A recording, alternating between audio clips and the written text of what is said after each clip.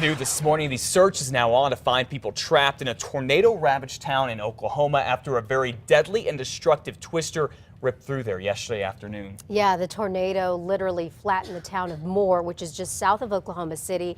At least 51 people we know are dead, including 20 children. The medical examiner thinks another 40 could be dead as well. The twister was 1.5 miles wide and had winds topping 200 miles per hour. Researchers spent the night going through the rubble, pulling people out who were trapped when their homes collapsed around them. Sometimes they say they could even hear moaning, and that actually led them to survivors. The destruction tore through Moore. Hard hit was a hospital and 2 elementary schools. His teacher's in the hospital. His teacher saved his life. Who's his teacher? Mrs. Lowe. I no doubt that God and his teacher, I mean, they lifted a wall off of these kids, several kids. Was there a wall on your son? Mm-hmm. Is he okay? He's fine. He's got a little scratch on his leg. Let's see. Perfectly fine. Kai, how scary was that? It was just really scary. I'm not sure he's processed it yet. Say that again? I'm not sure he's processed it yet. How do you process what happened? I'm not sure how I'm processing it. That's why I'm coming to see what to. I mean, we're moving from Oklahoma to Montana in 4 weeks.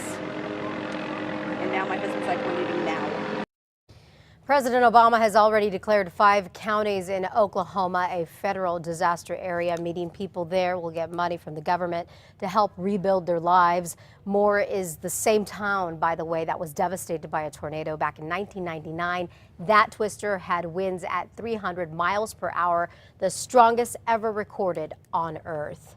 And you know, when disaster hits, the American Red Cross is one organization that always steps in to help. Yeah, and we just found out that emergency response vehicles from here in New Mexico will be headed to Oklahoma, and volunteers from here could be going as well. News 13's David Romero is live out of the American Red Cross. It's in Northeast Albuquerque with more. Good morning, David.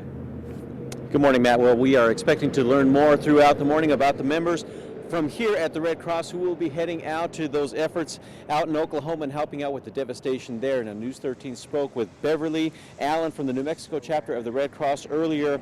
She says that the New Mexico emergency response vehicles that will deploy for Oklahoma today are part of the 26 requested by the American Red Cross for deployment in Oklahoma. And she told us personnel on volunteers could also be asked to go as well. Now, the last time a group of Red Cross volunteers headed to a disaster area was last year to help with the efforts after Superstorm Sandy hit the East Coast. Now, Beverly Allen told us a press conference is scheduled for 9 a.m. this morning. Again, that's where we're expected to learn some more details about this and those crews which will be heading out to Oklahoma. Matt, back to you. Okay, thank you for the information, David. We'll be at that news conference. We'll keep you updated here on KRQE News 13. Of course, you can get the latest anytime at our website, krqe.com.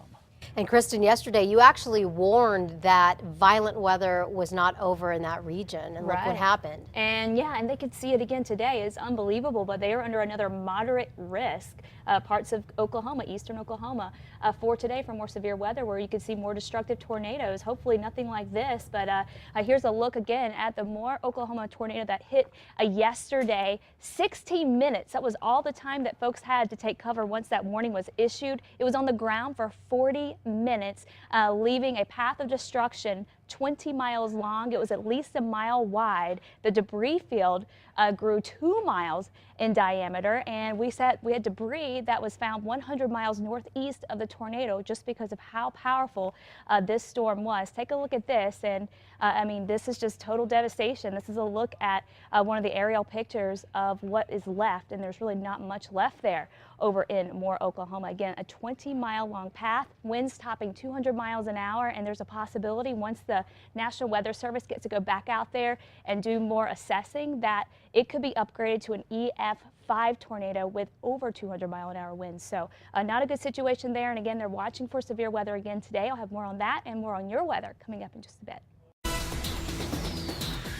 Happening now, get those resumes ready because the city of Albuquerque is getting set to hire even more people. City Council has approved the budget for the next fiscal year last night, and with it, they set aside money to hire an extra 40 people. They'll work everywhere from City Hall to the Bio Park, animal shelters, and more. The pay depends upon the positions. These jobs have not been posted online just yet, but they could be as soon as Mayor R.J. Berry signs a budget, and he says he will very soon. Now, on top of all those jobs, the city is also in the process of hiring another 120 people. The city has some extra money and is hiring for positions that had been vacant the past couple of years. Some of these are posted online right now. You can go to them on our website. Just click KRQE links.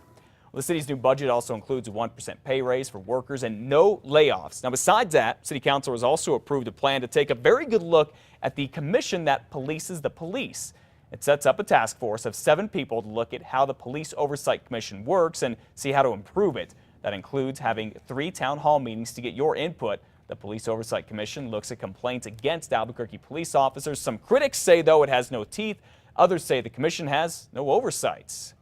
And City Councilor Dan Lewis wants the mayor to think about abandoning plans for a massive sports complex near APS's West Side Stadium. Voters approved almost $3 million to build soccer, softball, and baseball fields just west of this APS complex, which, as you can see, is already under construction. However, the city has not been able to buy the 80 acres it needs for other fields. Councilor Lewis says it is time to find a new location for the city's sports complex. The city of Albuquerque wants to make sure things get started on the Paseo I-25 interchange project this fall, so they are putting other road projects on hold. Affected roads include parts of Montano, 4th and 2nd Streets, Jefferson, Edith, and San Antonio and Alameda. Now, according to the mayor's office, because so many drivers will be affected by the Paseo project, it is important to keep surrounding roadways clear and ready to handle additional traffic. A road construction moratorium will be put in place until the Paseo project is complete, and that is expected to take about 2 years. The city says all it can do is ask politely when it comes to fixing one of the worst bus stops in the metro area. This bus stop right here on Bridge just west of the river is simply a mess. There's scattered rubble from the neighboring apartment complex and a pipe sticking out over the sidewalk. There's also a small drop-off with a pile of rubble at the bottom. One nearby resident tells News 13 she's been complaining about it for weeks. ABQ Ride spokesperson Rick DeReyes says because the mess is on private property in the county and not the city can only ask for help. We do plan to reach out to the owner, whoever the owner is, to see if we can't tidy that up. News 13 tried to get in touch with the people who own the apartment complex, but were not successful. Well, in just a few hours, a man who killed his landlord should find out how long he'll spend in prison for it. Kenneth Farrell shot and killed his landlord in Tijeras back in 2010. Police say the two got into an argument. The landlord shot Farrell once in the arm, and he shot the landlord back 9 times, killing him. The body of a U.S. Army veteran from New Mexico is returning home from Afghanistan. Robert Halsell of Hatch was among 15 people killed last week after a suicide bombing in Kabul. The 26-year-old Army veteran was working as a private contractor in Afghanistan when he died. His father was a former mayor of Hatch and an APD officer. Right now, Halsell's body is at Dover Air Force Base. Services will take place in New Mexico and Tennessee, where his wife lives. You always hate to hear stories like that, but we thank him for his service and making the ultimate sacrifice for America. Okay, 5:39 now.